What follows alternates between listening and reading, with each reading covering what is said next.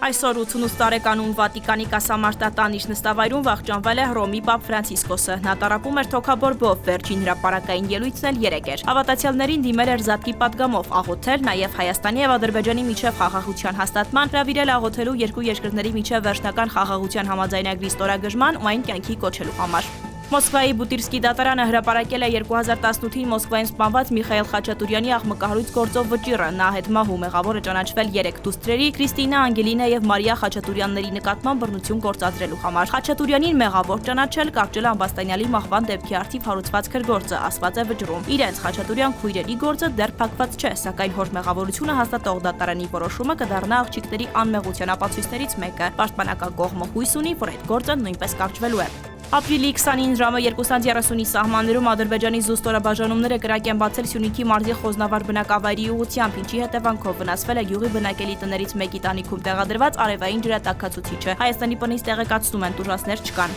Հունվարի 1-ից մինչ օրս համընդհանուր հայտարարագիր դրացրած 14395 քաղաքացի ետ է ստացել 1316 միլիոն դրամ սոցիալական կրեդիտ։ Այս մասին Facebook-յան իր էջում գրել է վարչապետ Փաշինյանը։